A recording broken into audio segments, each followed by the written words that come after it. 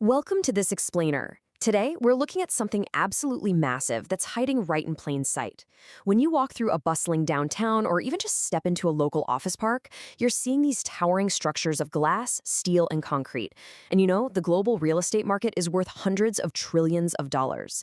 It's literally the single largest asset class on the planet. But what you're really looking at is the product of an invisible engine.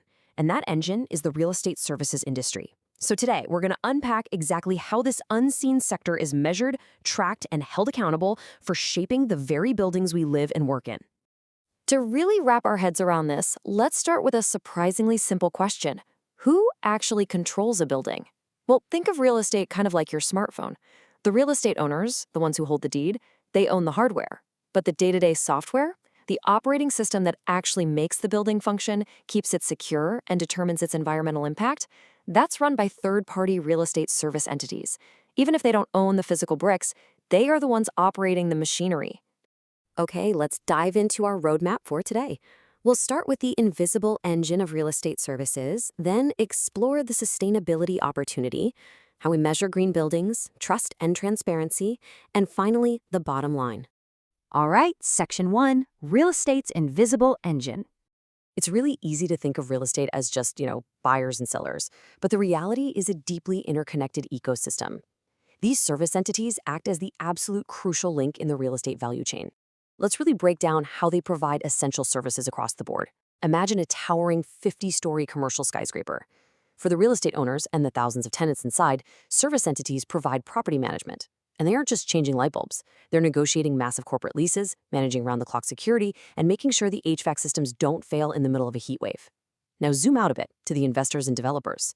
They completely rely on these entities for brokerage services to facilitate sales and leasing transactions that can stretch into the hundreds of millions of dollars. They also depend on highly specialized appraisal and information services.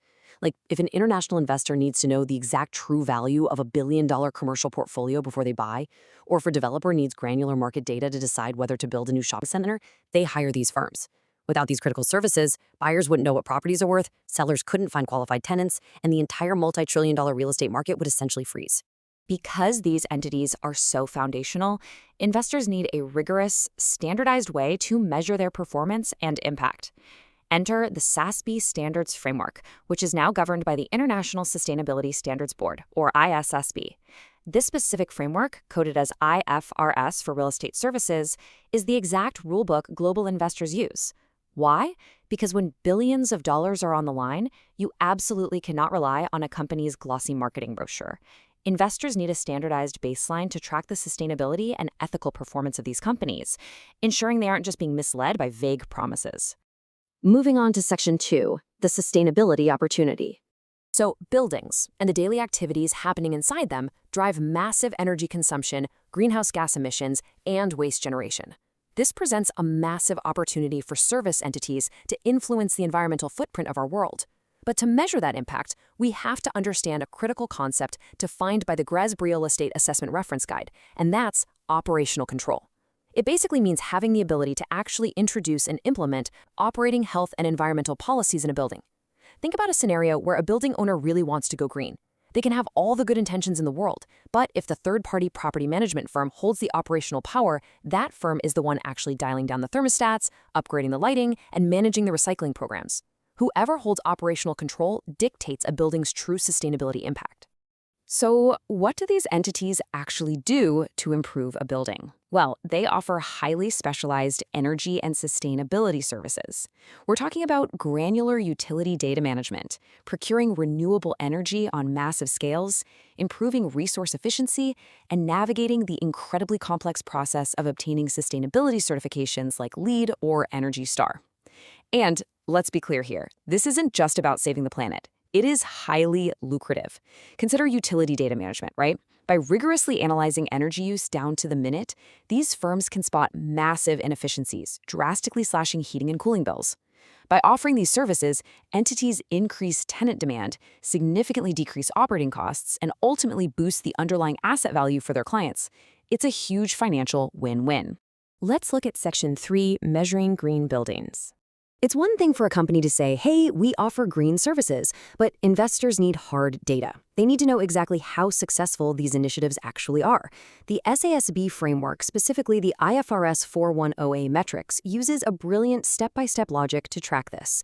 First, they follow the money. They track the actual revenue generated purely from energy and sustainability services. Second, they measure the scale. They calculate the total floor area in square meters and the sheer number of buildings under management receiving these services. Finally, and this is the most important part, they look for proof. They count the floor area and number of buildings that officially obtained a certified energy rating.